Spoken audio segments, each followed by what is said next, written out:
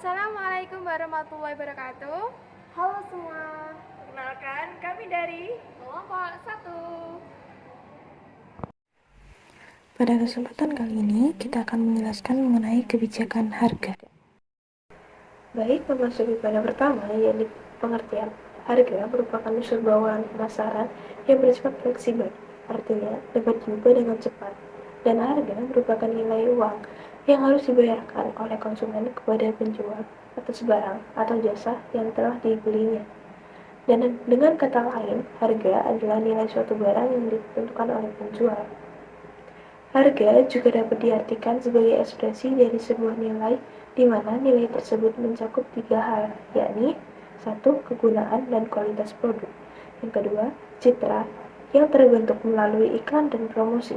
Yang ketiga, ketersediaan produk melalui jaringan distribusi dan layanan yang menyertainya. Poin yang selanjutnya yakni jenis harga. Ada beberapa jenis harga di dalam aktivitas perekonomian. Adapun beberapa jenis harga tersebut menurut Prawiro pada bukunya tahun 2018. Yang pertama, harga subjektif.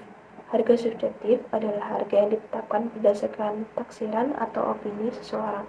Penjual dan pembeli memiliki taksiran harga yang berbeda untuk suatu produk dan biasanya berbeda dengan harga pasar. Yang kedua, harga objektif atau harga pasar.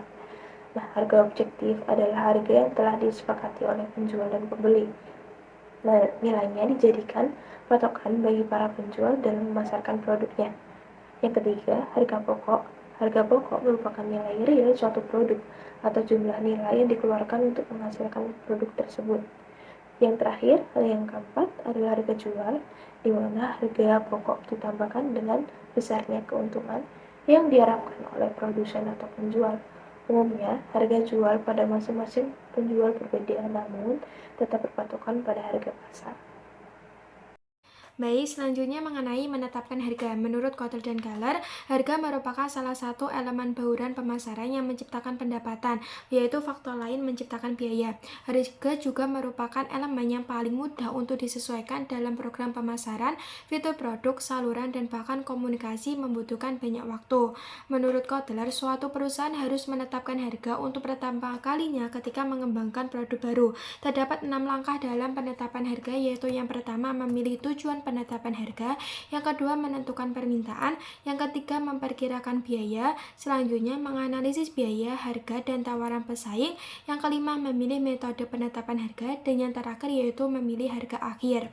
Selanjutnya, tujuan penetapan harga menurut Haryani terdapat 5, yaitu yang pertama penetapan harga untuk mencapai penghasil atas investasi, yang kedua penetapan harga untuk kestabilan negara, yang ketiga penetapan harga untuk mempertahankan atau meningkatkan bagiannya dalam pasar, yang keempat penetapan harga untuk menghadapi atau mencegah persaingan, dan yang terakhir yaitu penetapan harga untuk memaksimir laba.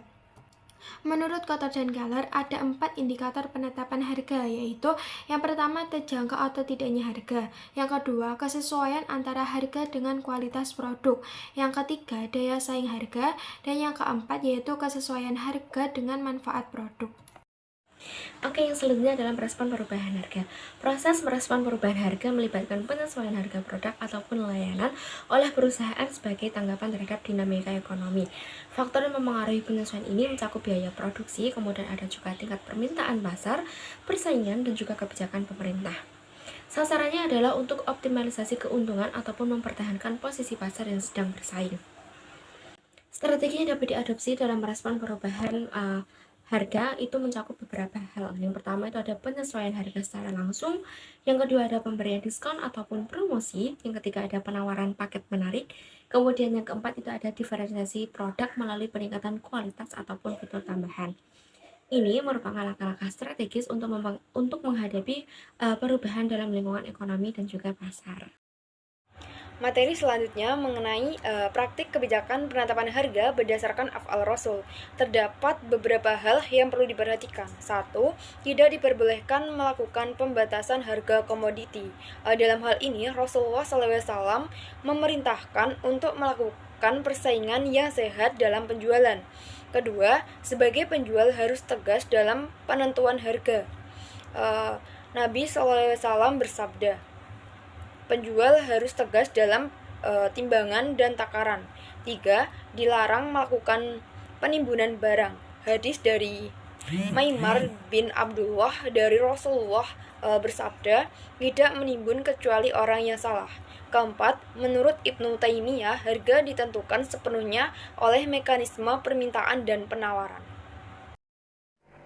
Baik, sekian penjelasan dari kami. Kurang lebihnya, mohon maaf. Wassalamualaikum warahmatullahi wabarakatuh.